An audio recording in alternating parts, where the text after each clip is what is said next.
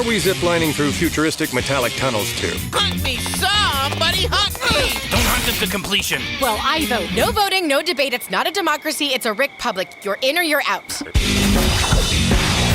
Oh, why is this happening to me? For the future! Grandpa! Hey, Grandpa, what do I do? We can work this out. Just stop trying to kill each other. How's it going? Scott, Jeff in Las Vegas. Good afternoon. Nice to meet you. Nice to meet you too. Thank you for joining me today. It's about Rick and Morty season 5. I'm thrilled to death. I'm a huge fan. And it's funny, I'm one of those guys that's late to the party. I've had people around me for years talking about Rick and Morty. I had a best friend who got a tattoo of Rick and Morty, and I had never seen it. I'm like, what's his tattoo? It's just them together, like in the That's ship cool. or something. And it was on his calf, actually. And I'd see it all the time. I'm like, come on, well, I've heard of it, but what's the big deal? And I'm telling you, from the first episode, I was just hooked.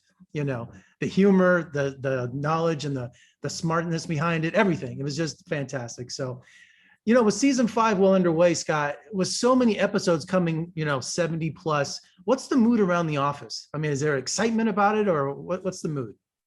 Absolutely. I mean, I can speak to my staff and I can speak to myself. Like, I am such a huge fan like you. Like, to get to be a fan of a show and then to like win the job of then getting to write on that show is as close as what I can imagine it feels like to win the lottery. I mean, like, I came out to season 5 so pumped to just try taking swings at all the things that just excited me as a fan, and I hope people will continue to feel that in season 5 forward. I mean, so exciting to play with these characters. Well, can you take me inside the writer's room? Is there like no idea turned down or nothing deemed unacceptable at this point? It's a really safe room. So I'd say like no idea is a bad idea. Certainly at first, like I want everyone to be brave enough to shoot out the craziest things, because like, if I've just learned anything, like I worked on Always Sunny for like a decade, and that was like where I kind of made my bones early in my career. But like, we found that like anything could be an episode. So like, don't poo-poo anything till it's got a little time to air out. Because sometimes things that feel like room bits, given a little life, become like fantastic episodes. Like Vat of Acid, for instance, just started with a bit about vats of acid in general, and somehow that's got us rolling on like, wouldn't it be funny if there was like a little hatch where you can release bones to fake people out once you jumped in so they think it boiled you up? Like, and that just kind of kept, and that was my very first day of work that we cooked up Vat of Acid. So like, it was so exciting to just see all the energy just sort of pump into an episode that like was received the way we felt, which was like, it was really special. I try to think to myself which episodes I've seen the most, and I think I've watched Vat of Acid, more than 10 times. And I think that's with every episode of Rick and Morty, especially seasons past. But for season 5, it demands repeated viewing. I think I've watched every episode at least 4 or 5 times this season so far. And last night's episode, I think I've watched 3 times before our interview today. Oh yeah, that's so cool. Because there's so much to catch, and the rhythm and the beats and the dialogue. I mean, so much is packed in those episodes. It feels like every episode's like 4 movies sort of jammed together. It's so crazy. That's something I always appreciated about as a fan. I'm like, we're not even at the credits, and so much has happened in this show already. It moves at a real clip. It's cool. It's fun. And Rick and Morty is the smartest television show. It's just, does everyone get what you're writing, especially in the writer's room? Does sometimes like around the office, or I don't have to Google sometimes some things that go, what are they talking about, or scientific principles, or just I think we all do. I mean, like a lot of people have to wear different hats in the room, but there's some really smart people in there, and there's conversations at every level, from just like straight up physics to science to just like the complete opposite end of the spectrum. I call it smarts and farts, because I think the show is like the perfect blend of that, like I see that as a requirement, that we can be silly, but also just kind of melt your brain as well, which are like the episodes I appreciate. Jerry has to be the most pathetic character in animation history. And I keep pulling for him in the end. I love Jerry, but that's what's appealing about him. But, he can't succeed. It's like, I think about it as the honeymooners, how Ralph Cramden has all of these different get-rich Right. schemes, but he can't succeed because then it changes everything. So, Jerry can't succeed, right? If Ralph Cranham had no reason to knock his wife to the moon, we wouldn't be rooting for him. Right. I don't know if that's something that would hold up all that well today. Wow, Yeah. this blue collar wife beater, we're really rooting for him. No, but if his No, Chef of the Future, if he sold Chef of the Future on television and made $1 million, there's no more honeymooners, right? It's no, like I'm with you. It is not my goal certainly to like give Jerry this big win. I love Jerry being in the gutter. He's got such a clean, funny point of view in the family.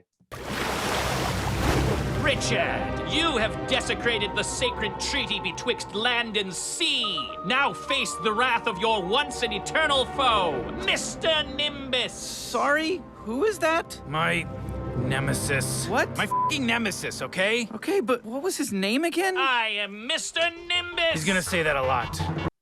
are you surprised by the characters that fans go wild for when you're in the writer's room? Like this season, Mr. Nimbus is just the best. I mean, I love that guy. I'm thrilled by it. I feel like in my experience on other shows and stuff, like there's been characters that were just so pumped to for America to embrace, and then they just don't. And you're like, man, we had like so much other stuff cooked up for that person. In the case of Nimbus, he was a character that was like very beloved internally in the room. They tried him in a different episode and it hadn't quite worked. It was an episode that never made it to air, but I'm like, this guy's gold. Can we get him into something like ASAP? So like, all the things that fell into that premiere episode were really kismet and beautiful, and it was just this really great experience. And he was just popping in it that we were like, it was just really rewarding to see people just embrace him the way we did, because we have other things planned for him as well, and I'm excited for people to see that. You did San Diego Comic-Con at home last week, and you said he was influenced not only by Namor but David Bowie. I felt that. It's just, I feel like I read like some 70s groupie doc where it talked about how this young groupie was like brought up to the top of like the Hyatt House on Sunset, and David Bowie like came out and was in like a kimono and dropped it and was like, bathe me. And I'm like, what a rock star. That's the weirdest story I've ever heard. And from that groupie's perspective, she was like, that was the most badass rock star thing I've ever seen. And that was just kind of stuff that got pumped into Nimbus, just this like crazy, confident, pansexual superhero. I've heard of Christmas in July, but Thanksgiving in July, because last night's episode, it was just, I wasn't expecting a Thanksgiving episode. And I'm a purist. I'm like, I only watch Nightmare Before Christmas, September through December. I only watch Christmas movies, so to throw a Thanksgiving episode, I thought to myself, that's typical Rick and Morty.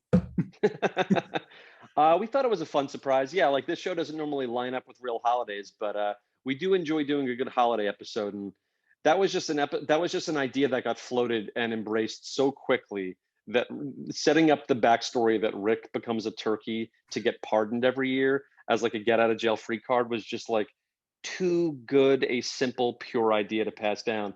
And then when we so that is a starting point, but then like injecting in just this natural rivalry with the president, which is just easily one of my favorite side characters. It just became this beast that everyone really had fun adding onto.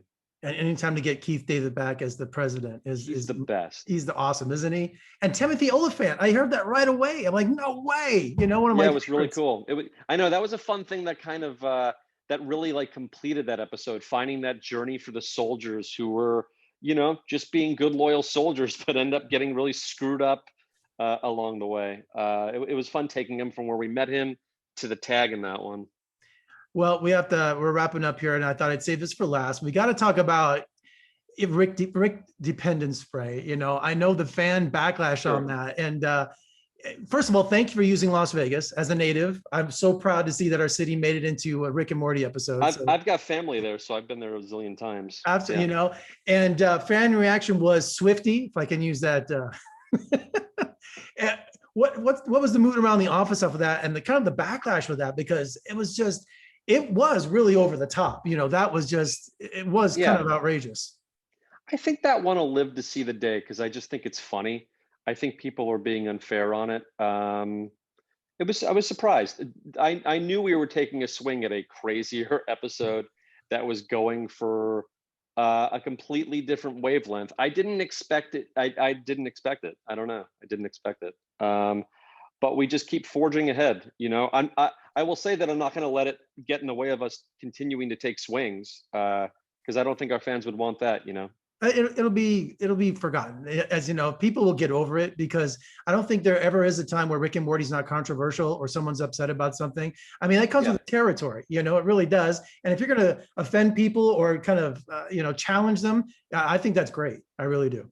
I'm with you there too. I don't mind controversy, and it's nice to hear from the fans, because, like, you know, we do take away things from that we try to just use to make the next thing even better. And, let's not forget that even though they're outrageous cosmic adventures, they never lose sight it's a show about family. I mean, every episode, it's about family. Yeah, I agree with that. And finally, I have to ask you, showing up in Space Jam: A New Legacy, was there much debate about that cameo around the office, or? It really wasn't a huge thing that came through the room. That was part of a much bigger thing, Yeah, that was part of the bigger Warner Media thing. It was honestly a very small little blip on the otherwise giant radar of just keeping the show moving and getting it off the ground. But was it from the head office at WB? They came to you and said, "Hey, we'd love to put Rick and Morty in this," or say, "Hey, we have to get Rick and Morty in the new Space Jam," or which way did that flow? It sort of predated me, to be honest, but I know, from what I know, Warner certainly wanted to get like all the important franchises jammed into Space Jam. Space Jam is jammed with franchises, so it was important to them to like get everything in there. So well, as a critic, yeah, and judging the audience, that got the biggest cheer. I'm telling you, the people went nuts when Rick and Morty showed up. I have two little kids, so when they popped up, my kids, they're little, but they know I work on Rick and Morty. So when they saw them, they were like, "Rick and Morty!" So that was fun. That was fun to see, because they're not old enough to watch the show yet. So that was the first they even heard their voices. And when we were getting out of the theater, they're like, "Do they really sound that way?" I was like, "Yes, those are their voices." Yes. Well, Scott, congratulations on season 5. It's been fantastic up until now. I can't wait to watch the rest of the season. And I'm really excited for you, because there's such exciting stuff to come. If you're a big fan, you're going to be really thrilled. Thank you for your time, Jeff. Absolutely. And come visit us in Las Vegas. I know you got family here, but looking forward to see you here in town. Thanks a lot. Take care.